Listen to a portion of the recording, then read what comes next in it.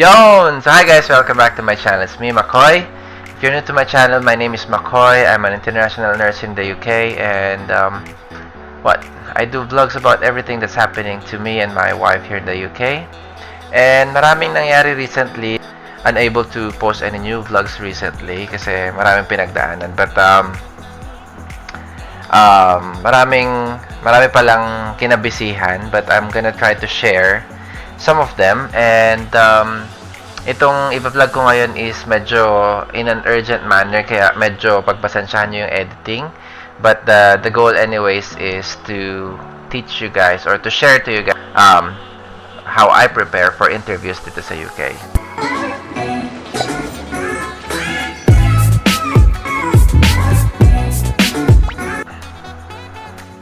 Yon. So, for example, na dito na sa UK, employed ka na, or you're still planning. So, applicable ito sa'yo kung, for example, nasa Pinas ka na awaiting interview and you're preparing yourself for an interview dito sa UK. So, most likely ganito yung mga patterns na maitatanong sa inyo. And applicable din to sa'yo naman pag nandito ka na sa UK and balak mong lumipat ng trust, for example. So, usually ito yung maitatanong sa inyo. Or from experience, ito yung mga tinanong sa amin and sa mga ibang friends din. So, let's see. So, una-una, para magkaroon ka ng interview, for example, andito ka na, una-una mong gagawin is maghanap ka ng trabaho, applyan. So, dito sa UK, ang paghanap ng trabaho ay madali lang. Type mo lang to sa Google or any browser na ginagamit mo. Track jobs. Yan. So, pagdating mo ng track jobs, punta lang dyan. Pwede ang mag-create ng account. Dito lang ako nagtitingin sa Help Jobs UK. Tapos, yan, kung kunwari, naghahanap ka para sa dependent mo, pwede kang humanap ng outside nursing. Or kung gusto mo rin humiwalay or lumabas ng profession, pwede kang maghanap dyan. But, for now, let's just focus on nursing midwifery dito. Midwifery yung basa nila dito, guys, eh. Saan nyo na, ha? So, mag-keyword ka lang. Yan, lumalabas. Sa akin, endoscopy ang lumalabas. Pero, let's say, ang gusto mong applyan is ITU, which is Intensive Care Unit. So, type mo lang yung keyword dyan. Tapos, pwede ka kasing mamili dito ng specific na mga areas. Pero, napakadami niyan. So, mas maganda kung i-type mo na lang kung saan ka talaga interested. So, for example, ITU yung interest mo. Tapos, may option ka rin dito na ilagay kung anong band. Kasi ito yung para level dito sa UK. May starting level mo, pwedeng 3, pwedeng 2. Pero pag staff nurse or registered nurse ka na, usually band 5 ang entry level mo. So, band 5, for example, lagay mo dyan. Tapos, pwede mo pang ilagay dito, guys, kung saan mong area gusto maghanap ng trabaho. For example, gusto mo medyo sa London area ka. Pero, wait lang, may London ba dito? Ayan, London. Tapos, dyan, mamimili ka nung trust. Ayan. Pero, kung hindi ka choosy anywhere in London, wag mo nang Pero, pwede mo i-narrow down. For example, hindi tayo masyadong choosy, London lang. Click mo yung search. Tapos, andyan na lahat, guys, yung mga job openings. Andyan na rin yung mga salary ranges na pwedeng i-offer sa'yo. Ngayon, yung range na yan is magde-depend kung gaano katagal yung experience mo. Obviously, pag bago-bago ka, ito yung entry level mo. Tapos, habang tumatagal ka, i-offer sa'yo yung mas mataas. Anyways, napag-uusapan yan during your application. Okay. So, for example, may nakita ka ditong interested ka. For example, let's go to Royal Free London. Marami tayong kaibigan dyan. Yan. For example, dito sa Royal Free, may mga kaibigan tayo dyan. Nandyan si Precious, nandyan si Floyd, nandyan si Rob, nandyan si Anne, sina Ate Des. Marami tayong mga kaibigan dyan na nakilala. So, try natin kunwari dito. Clinic natin to. Pagka-click mo dyan, andyan yung job description, dyan yung sa hospital. Tapos punta ka dito sa sa qualifications. Hanapan mo yung kung mayroon silang qualifications. Kung wala, swerte mo, boom ka na agad. Ayan. Looking for a point qualified na we are seeking to appoint motivated time at band 5. So ito parang open to all siya, wala siyang criteria na hinihingi. Tapos andyan yung mga gusto nilang hingin sa'yo. So, for example, ito na yung gusto mong applyan, pasok na yung experience mo, for example, kasi minsan, ini-specify naman nila yung gusto nilang hanapin sa'yo. So, dito sa opening na ito, pag gusto mo na itong applyan, pupunta ka ngayon dito sa Apply Now. Pagka-click mo ng Apply Now, tatakpan na lang natin yung email address natin. pwede kang gumawa ng bagong account or pwede kang mag-sign in sa account mo. Tapos, tuloy-tuloy na yan. Gagawa siya ng CV mo, ganyan-ganyan. So, cut na lang natin dyan sa part na yan. Okay, so yun na. Ngayon, pagka-submit mo ng application mo dyan, obviously, magkakaroon ng shortlisting. So, parang sasalain nila lahat ng applicants, hindi naman lahat i-interviewin. Tapos, if you're lucky enough, pag prepare mong mabuti yung CV mo, and binenta mo yung sarili mo sa CV mo, and then congrats, ibubuk ka nila ng interview. So, for the interview, sasendan ka nila ng Microsoft Teams link a day before your appointment day, or your interview day. And, yun, mag-attend ka sa interview mo, and sasagutin mo na yung mga itatanong sa'yo. Now, doon naman papasok yung request ni Bless sa akin. So, Bless is one of the new nurses dito sa hospital namin. Nang hingi siya ng tips. So, bibigyan natin siya ng konting assistance lang. This, guys, pala, disclaimer is hindi po ako experienced na aplikante ng mga NHS. O hindi ako lumipat-lipat para masabing marami ang experience. This is just based on my friends' feedbacks and yung mga naging experience ko rin nung nag-a-apply ako. So, share ko lang yung mga naging style ko, strategy ko. So, yan.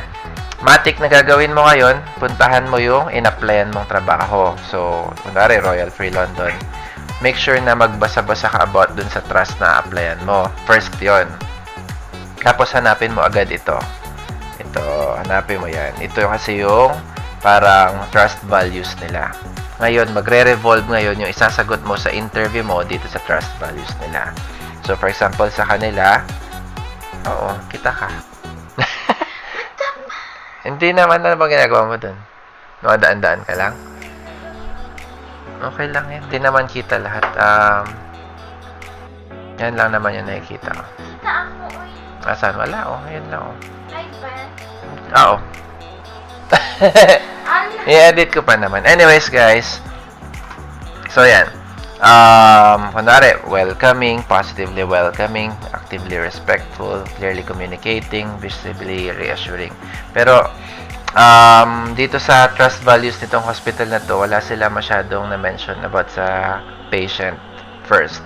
Kadalasan ng mga trust patient priority. Pero parang dito naman, pag titignan mo, positively welcoming. So, definitely nagre-refer yan sa patient. So, welcoming ka dapat sa patient, respectful ka, yung communication skills, and then reassuring. So, oo nga, ito lahat pala is about sa patient. Hindi lang siya direct to the point na patient. Tapos, tignan mo rin yung mga ano nila, mga pioneering nila, mga parang mga kung saan sila nakafocus or saan sila proud of.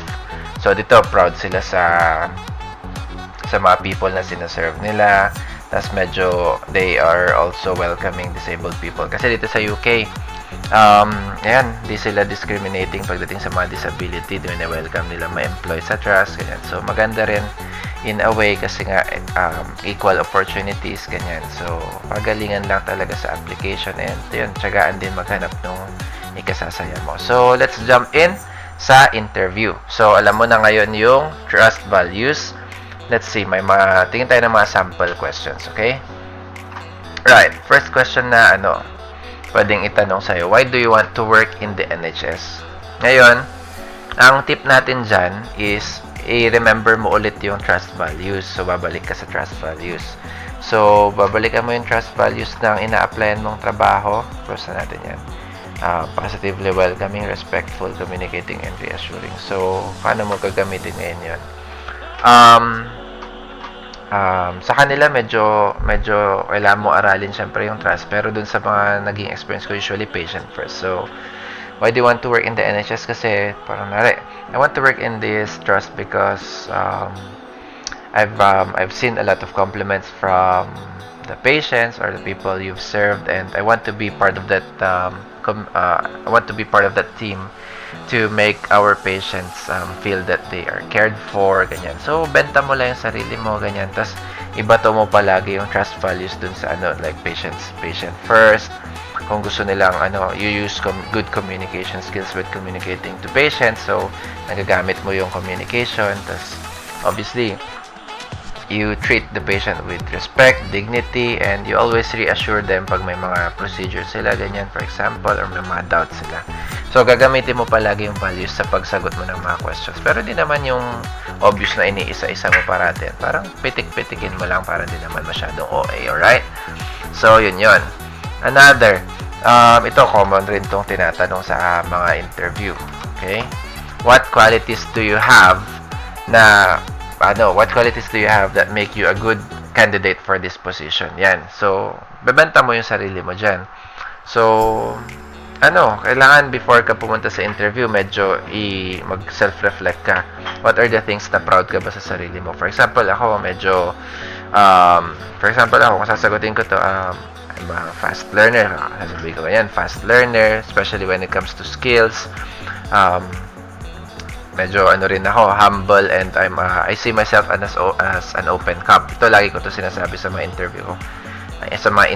I see myself as an empty cup. I'm always willing to learn, and I welcome positive criticisms, and all criticisms to be kasi those are all for your own personal development.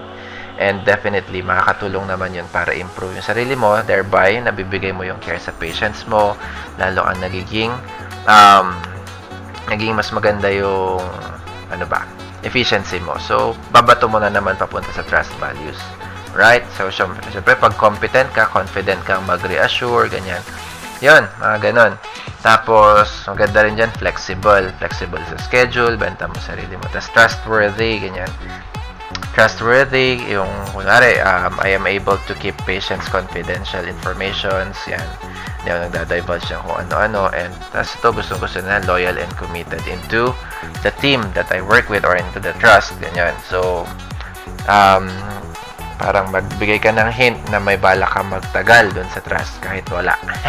Pero usually naman, syempre lilipat ka dun. So, may plans ka na mag-grow dun. So, answer truthfully and benta mo yung sarili mo na hindi OA, na binebenta mo yung sarili mo na kung sino talaga yung pagkakakilala mo sa sarili mo. Para hindi ka naman mag-live into their expectations na hindi naman ikaw yun, di ba?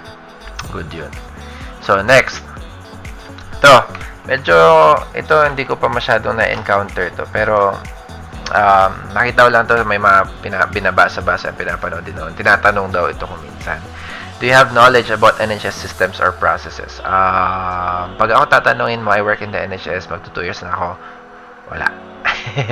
Pero, kailangan mo kasing, hindi mo siguro alam yung mga terms, pero nakikita mo naman yung processes nila pag nanggaling ka ng NHS. So, papansin mo na ang NHS is, ang goal nila is, ang long-term goal ng NHS is to be future safe.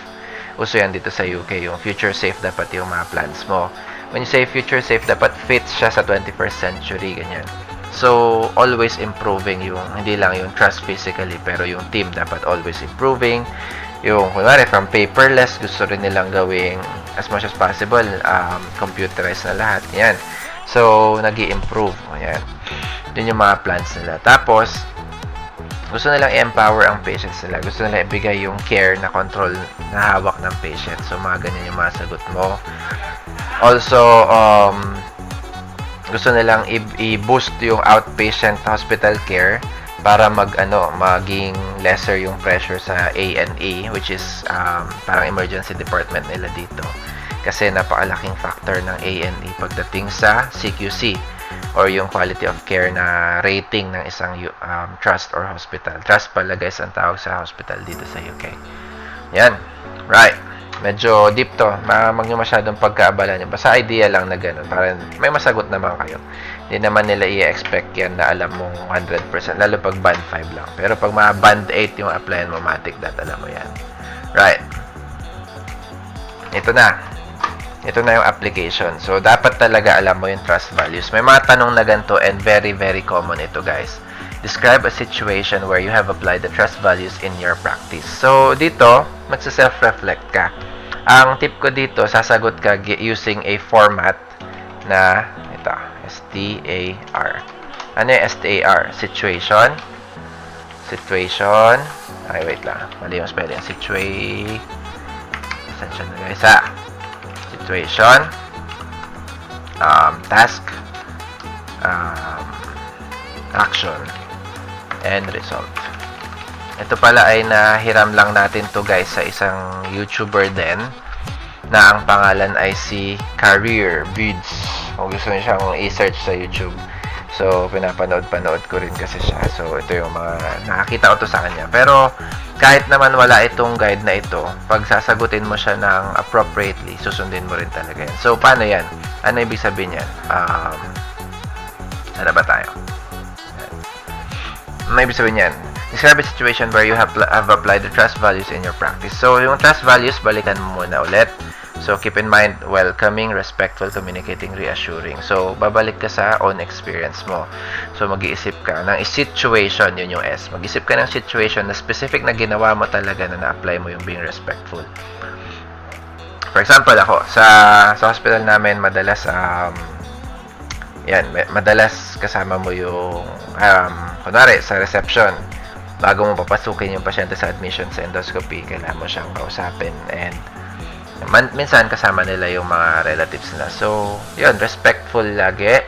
Tapos, your communication. So, isite mo yung situation. So, for example, there was this one time na, usually, in our trust, usually, we are allocated in the admissions. And part of admission is doing receptionist works because currently we don't have a receptionist in place, so we have to take in that role. Pasensya na sa grammar, naka-day off yung grammar, yung English ko guys.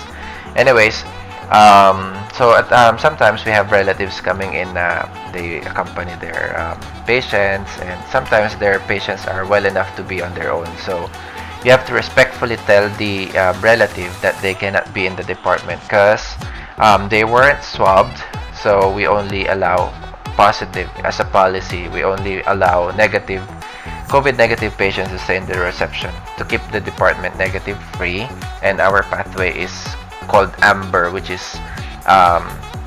yan yung mga na-swab na patients. Hindi mo matatawag na green kasi hindi mo naman alam kung nag-isolate silang lahat. So AMBER kami. So patients who were or relatives who weren't swabbed, they're considered AMBER na din, pero wait lang, hindi ko pala sure. Don't take my word for that. I-research ko yan para sa inyo. Basta ganun, may color coding. But anyways, policy says na hindi sila pwede mag-stay. So you have to respectfully tell them without offending them, and you have to also diba ba binabalik-balikan mo nga yung respectfully tell them, tapos yung communication, the way you tell them, ganyan. Pero di mo pa sinasagot dapat yun. Parang yung situation mo na yung gagawin mo. So, sabi mo na rin yung task mo doon. Kasi nga, sinabi mo doon na, kasi because we don't have receptionist, sometimes we have to take in that role to become receptionist. Ganon. So, nasabi mo na yung task. Ano yung action mo? You have to respectfully tell the patients that, or the relatives, that they cannot stay in the department because we want to keep the other patients safe. And sometimes, babalik ka sa situation, sometimes we encounter relatives who cannot understand this and they insist that they want to stay. I'm a carer too. Sasabihin nila, Kesho, I'm a carer too. I get my lateral flow or their COVID swab done twice a week.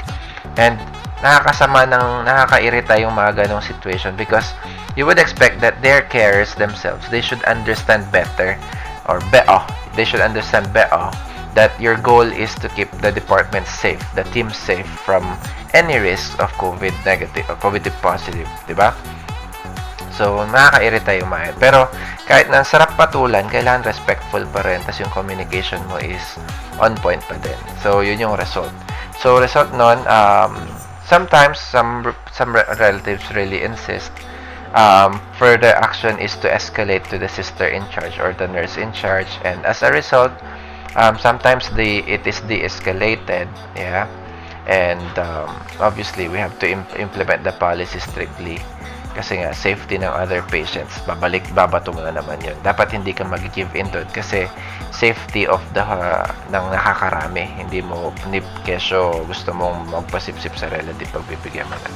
So ganun. So kahit actually guide lang ito, pero kahit di mo yan i-memorize, pag sumagot ka ng mas masusundan mo naman yan. Parang tip lang yan. Alright? Next.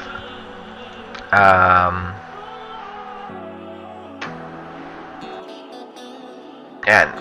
Another example ng question. Magbigay na lang tayo mga example, guys, para swabe. If a patient starts shouting at you, how do you deal with the situation? Yan, same din. Sasagot ka rin na naman using the STAR format.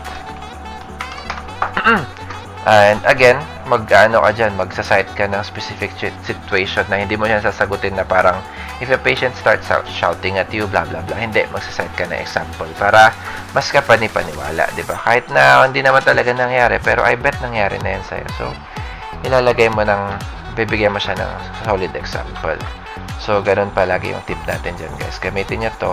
Tapos, yung action na gagawin nyo, i-align nyo sa trust values. Diba? Pabalik-balik lang tayo dyan. So, yun. Kadalasan ng mga tanong ganyan na. Tapos yung mga pagsagot nyo na lang dyan is i-base nyo sa mga personal experiences nyo. Ngayon, shoutout ulit sa'yo, Bless. Kasi siya talaga yung nagtanong sa akin and nag-prompt sa akin na gumawa ng gantong video. I think Bless is planning to apply for an endoscopy position pero not sa trust namin kasi wala daw opening. But anyway, Bless, advance ko na rin sabihin sa'yo, magkakaroon ng opening sa amin. Kasi nga, mag-o-open sila ng third room. So, understaffed kami currently. Kung interested ka, let me know. Tapos, tingnan natin kung paano yung interview process, babalitaan kita. Or yung application process. Pero, if you really are eyeing for a certain trust, well, go for it. Tapos, ito lang mga tips lang. So, mga kailangan mong basahin pag endoscopy, ito, maging specific lang tayo saglit, guys. Mag-read ka about JAG.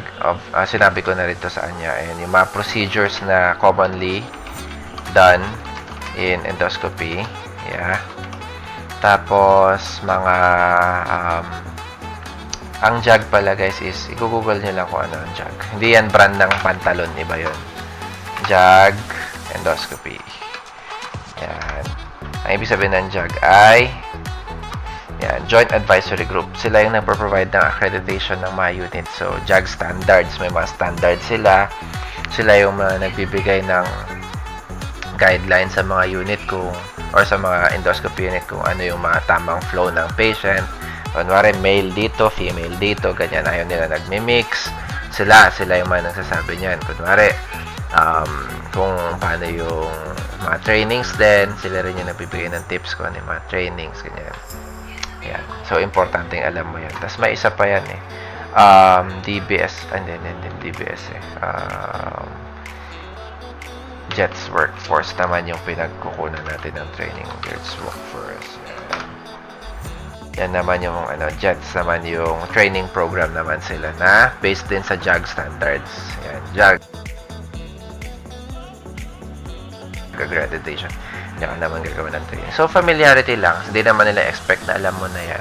Tatanong ka lang what is. So, sabi mo lang accreditation body. Tapos, JETS Workforce naman yung parang nagbibigay ng mga training. Alright? Yan. Pag endoscopy. Ano ba yung mga common na procedures na ginagawa sa endoscopy? Colonoscopy. Tapos, nagkukuhan din tayo dyan ng flexible. Parang mas maganda pag dito. Wait lang. Sorry, excuse me. Colonoscopy. Lagyan ng images. Yan. Colonoscopy. Camera from the back end. Tapos, bubuin hanggang sa colon. Kaya nga colonoscopy. Tapos, flexible sigmoidoscopy. Flexible sigmoidoscopy naman hanggang sa sigmoid lang. So, dito lang siya. Hanggang splenic flexure. Pero kung minsan yung doktor, isisilip nila yan. Kunwari, binook ka ng flexible sigmoidoscopy, as long as you've got patient has consent, silipin nila hanggang sa pinakamalinis, lalo na pag, para di naman sayang yung punta ng pasyente. Yan. Ano bang malinis, papasok pa dyan. Yan, ano pa ba? Bronx. Ito, favorite ko to kasi na, natatrigger yung, yan, vomiting. Bronx naman is, para pupunta sa lungs, sisilipin yung bronchial tree mo. Yan, bronchoscopy. Meron ding ERCP. Yan, ERCP naman is, titignan naman nila yung what does ERCP stand for. Yan. Balik tayo sa ERCP. Yan. Endoscopic retrograde cholangiopancreatography. So, ERCP, gagamit sila ng camera, sisilipin yung pancreas mo, Pero gina-guide siya ng X-ray. So, medyo ayoko to kasi medyo I feel funny about X-rays. Pero, part ng endoscopy. So, let's do it! Basta todo protection lang guys yung ano. Sa akin lang is may tamang pang measure ng radiographic exposure, tamang alternation ng staffing. Yan. Okay na yan. Goods na yan. Ano pa?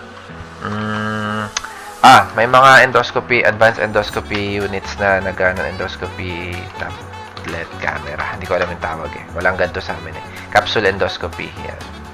Ito, very interesting to. Parang bata ako, napapanood ko lang to sa Geographic Channel tuloy.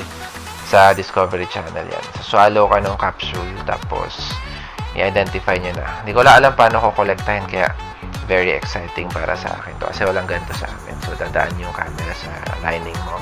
Tapos, kukolektahin mo na lang sa ilalim. Ang tanong lang kung ipapaswallow ulit siya sa ibang pasyente. Ayoko. Ayoko pag ako. Ayoko yan. Yun lang naman. Tapos, pag wala kang experience, syempre nagtitipin tayo ng mga bleeders. Familiarize yourself with diathermy din. Diathermy, yan. Ginagamit din naman to sa OR. Yan. Sa Pinas, cautery ata tawag nila dito. Dito, diathermy. Yan. Ito naman yung pang-stop ng bleeders. Yan. Ganyan yung setup niya. May pad na nakakonect sa patient, tapos idadaan yung probe papasok dun sa tool or sa endoscope, tapos kukuryentehin, pwedeng i-stop yung bleeding, pwedeng i-cut yung polyp. Ayan, read ka lang sa about polyps din, sa mga common na nadadiagnose, common na problems diagnosed. Ayan, di naman sila magtatanong ng specific guys, pero syempre pag nagbasa-basa ka, syempre plus points yun, di ba? So, OJD na pinaka-common, di ko sinabi, OJD. Guys, ang weird, ang tawag nila sa EGD dito is OJD, pero masanay ka na. Kasi ang tawag dyan ay oesophagus OJD, gastroscopy.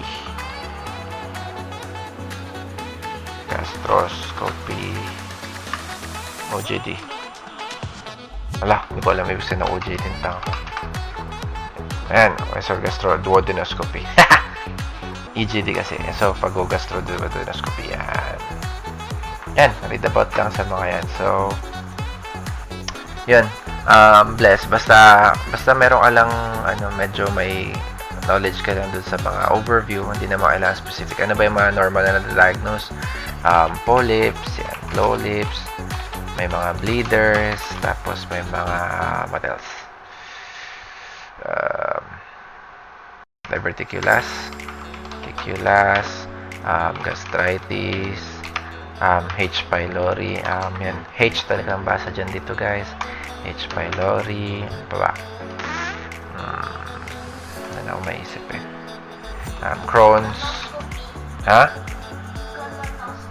meron na bang masakit yung sinasabi ko naman. Crohn's, IBD, ayan, colitis, proctitis, camatis, walang ganun. Colitis, IBS, yan. Hiatus hernia, yan. Pero dito kasi hindi sila parang sa Pinas kasi specific sila magtanong, pwede pa magtanong ng drugs. Dito medyo more on experience siya, so sasagot ka based on your experience. Pero I'm just doing this for just sa mga interested lang na mag-apply sa endoscopy, for example. So tinanong niya rin ako kung ano daw yung mga common na ginagamit na sedation. Mga common na sedation na ginagamit dito is midazolam, fentanyl, yan. Tapos yan na naman actually. Tapos magbasa ka rin sa about sa midazolam reversal, yan.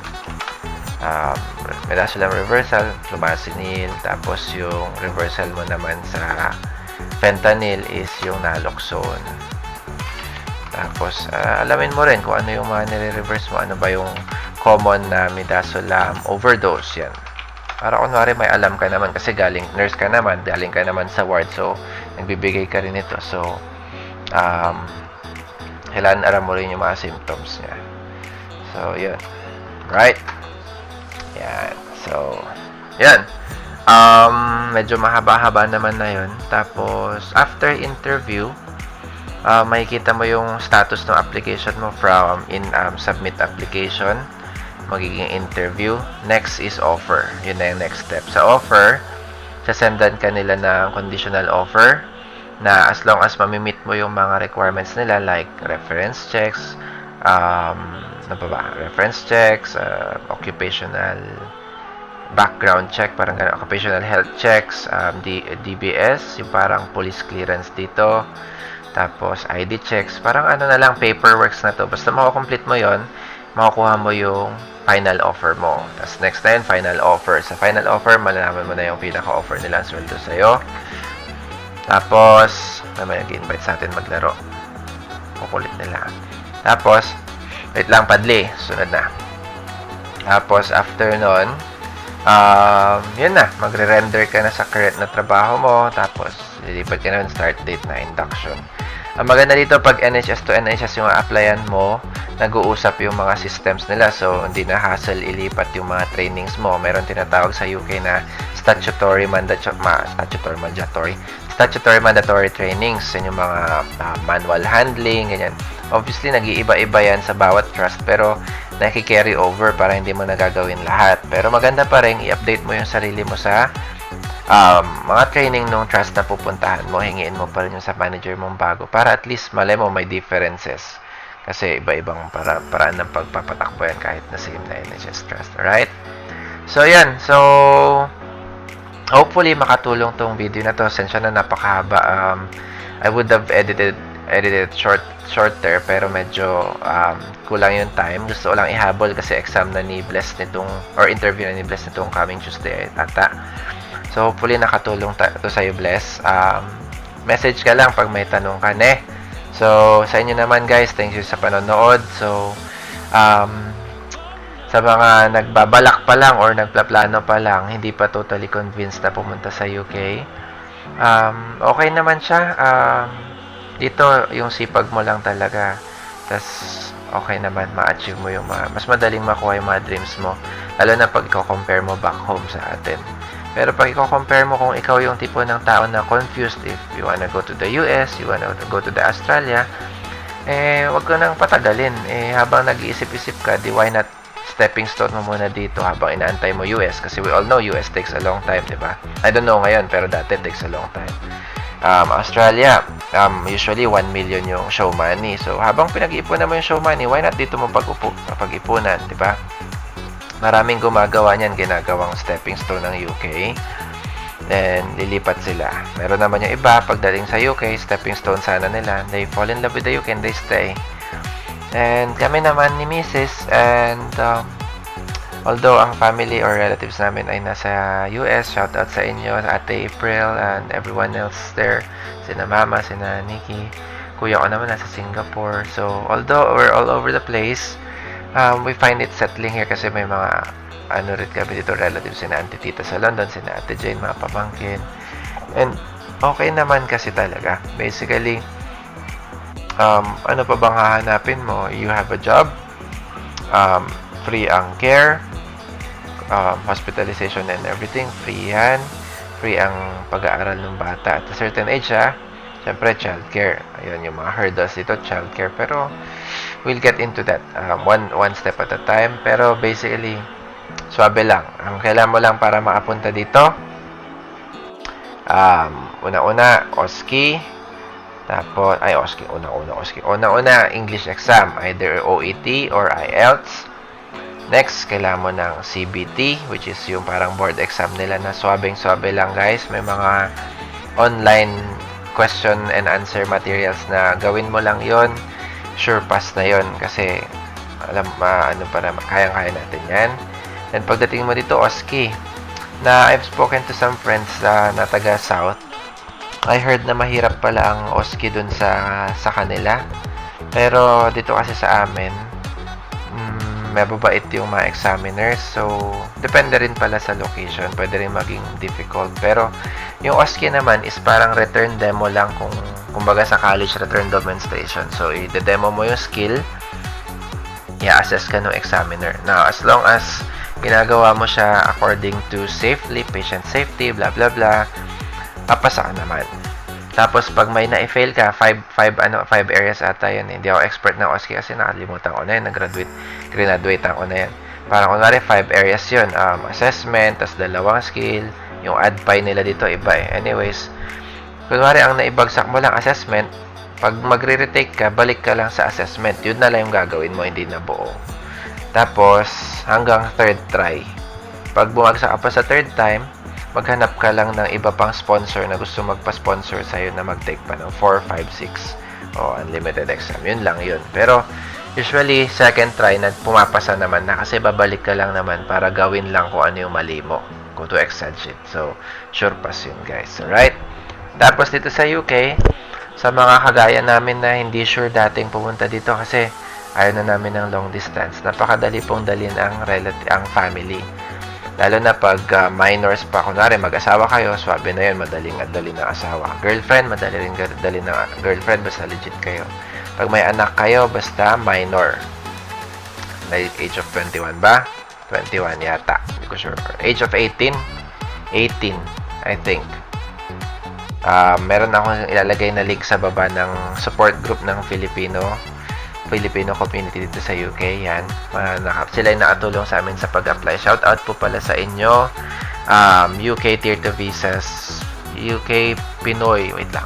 Kunin natin yung tamang link para magta-thank you na alang mali pa. Yan. Yan. Thank you UK Tier 2 Dependent Visas for Pinoy families. Yan. Yan. Dito po. Ayan. Thank you po sa inyo kasi hindi dahil sa inyo medyo nagulahan tayo sa pagpunta sa US. Ba't yan? Ba't may link? Yan. Mali. Yan. Anyways, hanggang dito na lang guys. Pag may tanong kayo, comment lang. Thanks again for watching. Good luck sa interview mo, bless. Alright? Thanks for watching guys. Bye!